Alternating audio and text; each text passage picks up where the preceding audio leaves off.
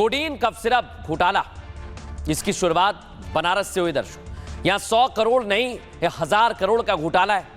अब आरोपियों पर बुलडोजर कार्रवाई क्यों नहीं हो रही है, ये पूछा अखिलेश यादव ने। क्या बुलडोजर का ड्राइवर भाग गया है, बुलडोजर की चाबी कहीं खो गई है, या तेल खत्म हो गया है? हजारों करोड़ के घोटाले में बुलडोजर नहीं चल पा रहा है। बुलडोजर के जरिए पीडीए के लोगों को टारगेट किया गया। कोडीन कांड में एसटीएफ के लोग आरोपियों से मिले हुए हैं, ये कहा। सरकार कफ सिरप तस्करी करने वालों के साथ है। डॉक्टर्स पर दबाव बनाया जा रहा है। यूपी सरकार अपने लोगों को बचा रही है। मेरे साथ जिसकी तस्वीर दिखाई गई है, ये वो तस्वीर है। सरकार उस आरोपी पर बुलडोजर क्यों नहीं चलाती, अखिलेश ने पूछा, तो योगी आदित्यनाथ ने जवाब दिया। कोडीन सिरप की सबसे बड़े विक्रेता को सपा सरकार ने लाइसेंस दिया। देश में 2 नमूने हैं, एक दिल्ली और एक यूपी में बैठता है। आपके बबुआ इंग्लैंड जाएंगे, आप चिल्लाते रह जाएंगे। यूपी में कोडीन कफ सिरप का प्रोडक्शन नहीं होता है, तमिलनाडु में कफ सिरप बनता है और वहीं से मौत के मामले सामने आए। यूपी में कोडीन सिरप से कोई मौत नहीं हुई, योगी आदित्यनाथ ने कहा। यूपी में गलत तरीके से सिरप की बिक्री की जा रही है। यूपी सरकार ने जांच के लिए एसआईटी गठित की है। 134 फर्म पर छापा मारा गया। 134 फर्म पर छापा मारने के साथ 78 आरोपी गिरफ्तार किए गए। 225 लोगों के खिलाफ एफआईआर नामजद की गई और जांच में सपा के कई नेता भी चपेट में आएंगे। इस मामले में कोई भी अपराधी बचेगा नहीं और जब बुलडोजर कार्रवाई होगी तो चिल्लाना मत, इस बार फतिया पड़ने के लायक भी नहीं बचेंगे। योगी आदित्यनाथ ने जबरदस्त हमला किया, जवाब दिया इधर से अखिलेश यादव ने। कैसा वार पलटवार हुआ, दिखाते हैं आपको। अपना चेहरा न पहुंचा गया आपसे, आईना बेवजह तोड़कर रख दिया। यही कसूर रहा इनका, दिखाने को औरों के बच्चे गोद में खिलाते रहे, पर पैसों के लालच में बच्चों की जान दांव पर लगाते रहे।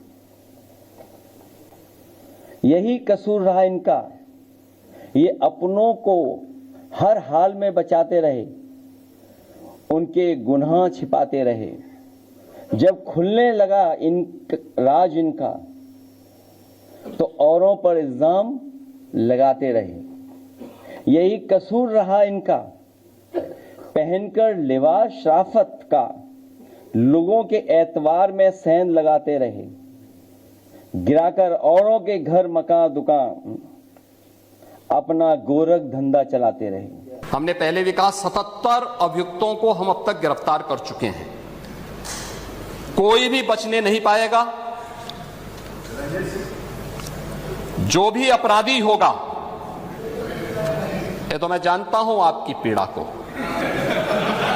क्योंकि जब सरकार की कार्रवाई अपने अंतिम उस तक जाएगी तो आप में से बहुत सारे लोग फतिया पढ़ने के लिए जाएंगे वहां, तो आपको फतिया पढ़ने के लायक भी हम नहीं छोड़ेंगे, तब तक ऐसी कार्रवाई हम कर देंगे।